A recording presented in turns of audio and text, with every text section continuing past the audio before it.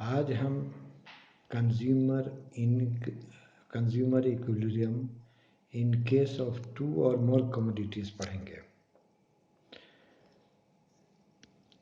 ये consumer equilibrium को law of equi marginal utility भी कहते हैं। इकोनॉमिक सीरीज में, माइक्रो इकोनॉमिक सीरीज में यूटिलिटी एनालिसिस एक इम्पोर्टेंट टॉपिक है। इस यूटिलिटी एनालिसिस के अंतर्गत दो analysis, cardinal utility analysis and ordinal utility analysis आते हैं। कार्डिनल यूटिलिटी एनालिसिस को दो भागों में बांट सकते हैं। एक law of diminishing marginal utility, दूसरा law of equi marginal utility. Law of diminishing marginal utility ये गॉसन का पहला लॉ है, जिसमें कंज्यूमर इक्विलिब्रियम एक प्रोडक्ट पर बनता है और लॉ ऑफ इक्वी मार्जिनल में कंज्यूमर इक्विलिब्रियम दो प्रोडक्ट के दरमियान बनाता है। यानी लॉ ऑफ इक्वी मार्जिनल उसे कहेंगे जहां दो प्रोडक्ट को कोई उपभोक्ता इस प्रकार उपयोग करे, इस प्रकार प्रयोग करे कि उसे मैक्सिमम सेटिस्फेक्शन मिले। Law of equi marginal utility को लॉ ऑफ सब्स्टिट्यूशन भी कहते हैं या लॉ ऑफ मैक्सिमम सेटिस्फेक्शन भी कहते हैं। लॉ ऑफ इक्वी मार्जिनल ये गॉसन का सेकंड लॉ है। यानी कार्डिनल यूटिलिटी एनालिसिस के अंतर्गत law of diminishing marginal utility और law of equi marginal utility आता है। Law of equi marginal utility को, जैसा कि हमने कहा कि इसे मैक्सिमम सेटिस्फेक्शन का लॉ भी कहते हैं। सबसे पहले लॉ ऑफ इक्वी मार्जिनल को स्टडी करने से पहले इसके एजम्पशन को पढ़ते हैं। लॉ ऑफ इक्वी मार्जिनल का एजम्पशन निम्न इस प्रकार है। Number 1, consumer is rational. इसका मतलब यह है कि कंज्यूमर किस प्रकार से अपने अमाउंट को, अपने इनकम को खर्च करे ताकि उसे मैक्सिमम सेटिस्फेक्शन मिले और उसे मैक्सिमम यूटिलिटी प्राप्त हो। सेकंड वन, इंडिपेंडेंट यूटिलिटी, यानी ये यूटिलिटी इंडिपेंडेंट है।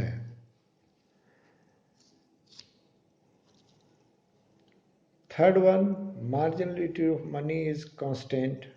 फॉर एग्जांपल, अगर 1 कप ऑफ टी अगर उपयोग करते हैं और उस 1 कप ऑफ टी से 10 यूनिट्स यूटिलिटी प्राप्त होती है, तो नेक्स्ट जब हम कप लेंगे टी का तो उससे 8 यूनिट प्राप्त होगा।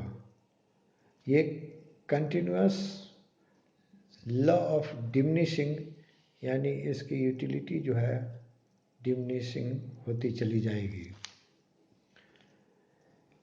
अब हम law of diminishing marginal utility में, जैसा कि हमने पढ़ा था कि consumer equilibrium in case of one commodity, जिसमें उपभोक्ता बाजार में सिर्फ एक कमोडिटी खरीदता है और उसका लेवल ऑफ कंजप्शन निकाला था जहाँ पर उसे सबसे ज़्यादा सेटिस्फेक्शन मिलता है। लेकिन law of equi marginal utility के अंतर्गत हम consumer equilibrium in case of 2 और मोर कमोडिटी पढ़ेंगे। यहाँ पर कंज्यूमर मार्केट में 2 कमोडिटी खरीदता है और इस प्रकार खरीदता है कि उसे मैक्सिमम संतुष्टि प्राप्त हो जाए, यानी इसका लेवल ऑफ कंजप्शन कहाँ पर रोकना होगा, जहाँ पर उसे सबसे ज़्यादा सेटिस्फेक्शन प्राप्त हो।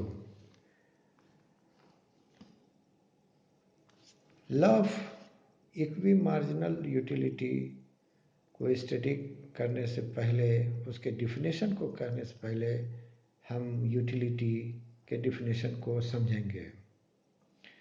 Utility is the capacity of commodity to satisfy human wants, यानी इसका मतलब ये हुआ कि यूटिलिटी जो है वो कैपेसिटी ऑफ कमोडिटी है, यानी हर कमोडिटी के अंदर कुछ न कुछ कैपेसिटी होती है जो ह्यूमन वांट्स को सेटिस्फाई करती है।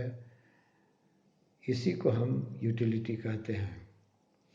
Law of equi marginal utility definition में consumer is said to be in equal at a point at which the marginal utility of money expenditure on the both goods are equal.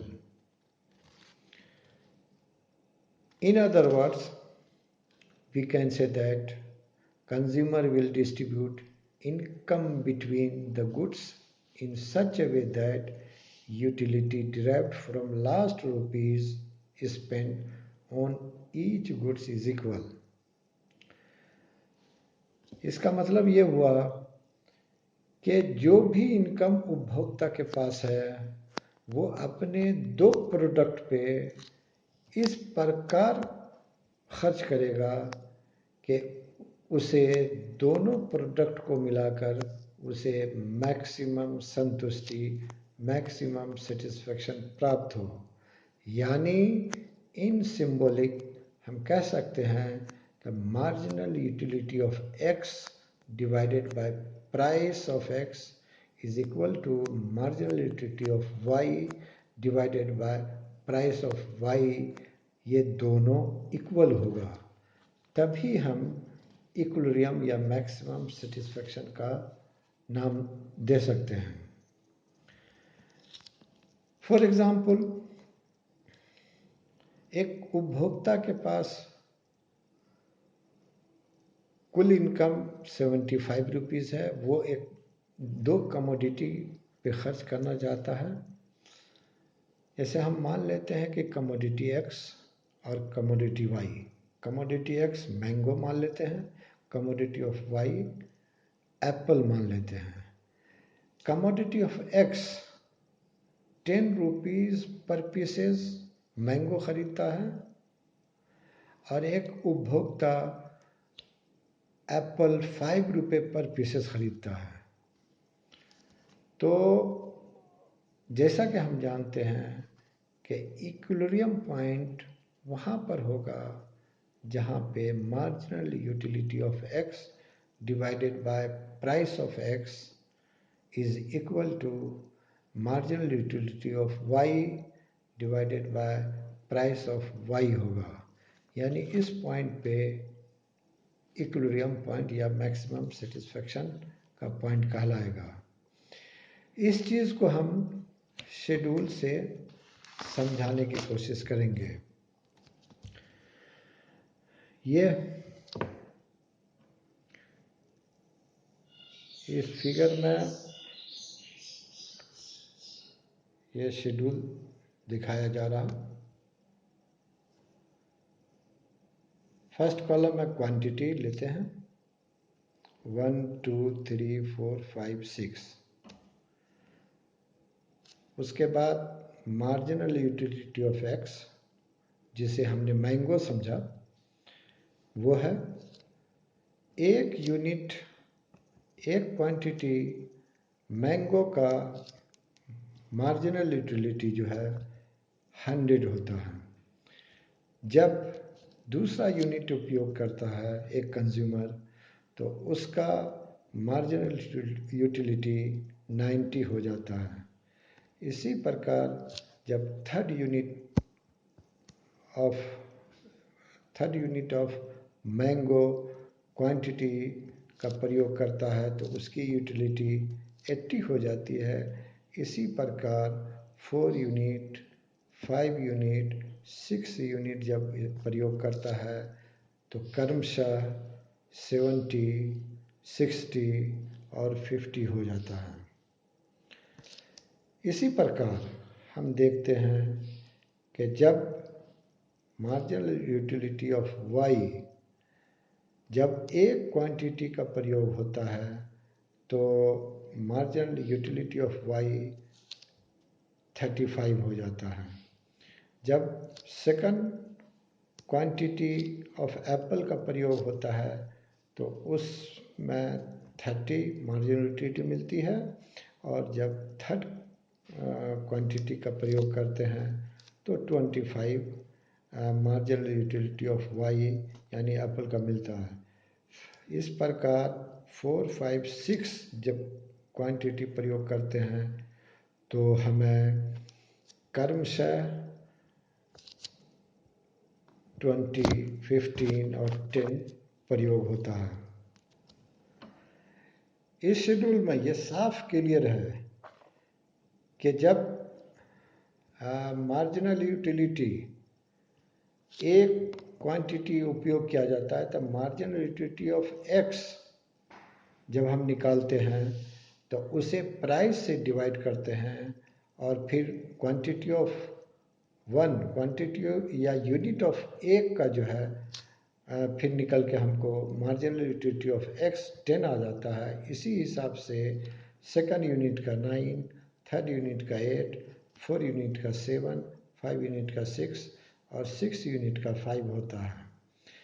फिर जैसा कि हम जानते हैं कि मार्जिनल यूटिलिटी ऑफ y निकालने के लिए उसको प्राइस से डिवाइड करना होगा, और इसीलिए जब हम फर्स्ट क्वांटिटी का प्रयोग करते हैं तो मार्जिनल यूटिलिटी ऑफ y जो है वो 7 हो जाता है। सेकंड जब प्रयोग करते हैं तो 6 हो जाता है, और थर्ड क्वांटिटी जब प्रयोग करते हैं तो 5 हो जाता है, और 4 क्वांटिटी जब एप्पल का प्रयोग करते हैं तो उसकी यूटिलिटी 4 हो जाती है। इसी प्रकार 5 और 6 क्वांटिटी में क्रमशः 3 और 2 हो जाता है। हम यहाँ पर देखते हैं कि मार्जिनल यूटिलिटी ऑफ x 7 यानी 4 यूनिट में जब 7 होता है, और हम जब y में देखते हैं कि मार्जिनल यूटिलिटी ऑफ y तो वो 7 क्वांटिटी जो है वो 1 क्वांटिटी में हो जाता है। यानी marginal utility of y is 7 and its quantity is 1। यानी जब एक क्वांटिटी एप्पल का प्रयोग होता है तो उससे जो है मार्जिनल यूटिलिटी जो प्राप्त होती है वो 7।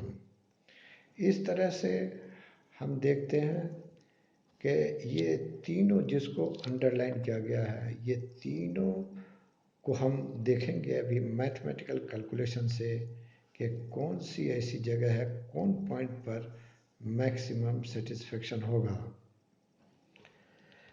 और जैसा कि हम जानते हैं कि इक्विलिब्रियम पॉइंट वहाँ होगा जहाँ पे marginal utility of x divided by price of x is equal to marginal utility of Y divided by price of Y होगा।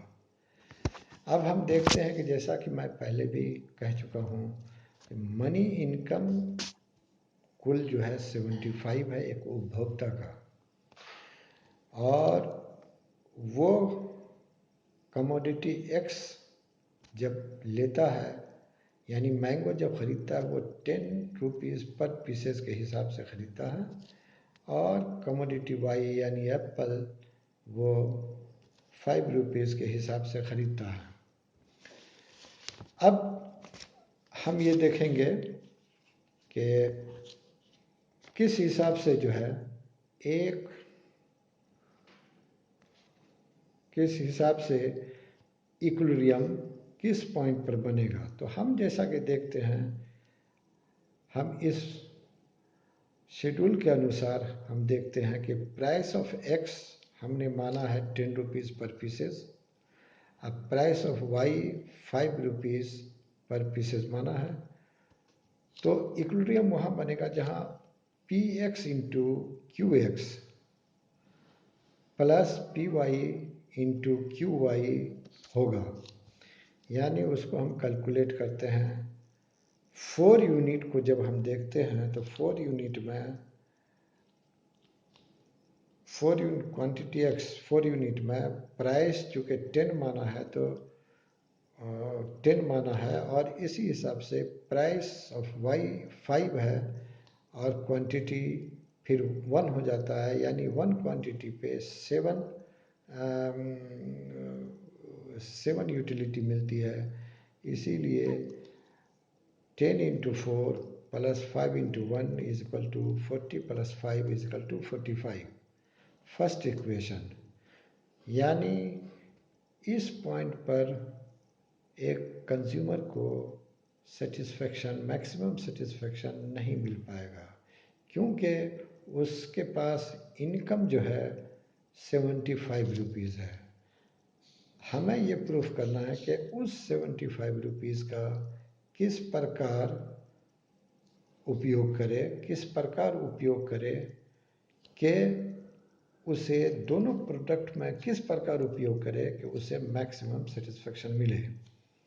हम पहले इक्वेशन में देखते हैं कि 45 हुआ, फिर जब सेकंड इसमें देखते हैं यानी क्वांटिटी 5 का जब प्रयोग करते हैं, यानी price of X into quantity of X 10 into 5 plus price of Y into quantity of Y 5 into 2 is equal to 50 plus 10 is equal to 60। Second equation में भी हम देखते हैं कि ये मैक्सिमम सेटिस्फेक्शन नहीं हो रहा है, क्योंकि मनी इनकम एक कंज्यूमर एक उपभोक्ता का जो है 75 रुपीज़ है। जब हम 6 यूनिट का प्रयोग करते हैं तब हम देखते हैं कि price of X 10 into 6 quantity of x 6 plus 5 price of y is equal to 5 into quantity of y is equal to 3 is equal to 10 into 6 into 60 plus 5 into 3 is equal to 1575। यानी third equation जो 75 है, यानी money income जो एक consumer का 75 है, वो third equation के अनुसार स्पेंड करेगा और यहीं पर उसे मैक्सिमम सेटिस्फेक्शन मिलेगा। इसे ही हम मैक्सिमम संतुष्टि का बिंदु कहेंगे। इसे फिगर के अनुसार भी हम दिखा सकते हैं।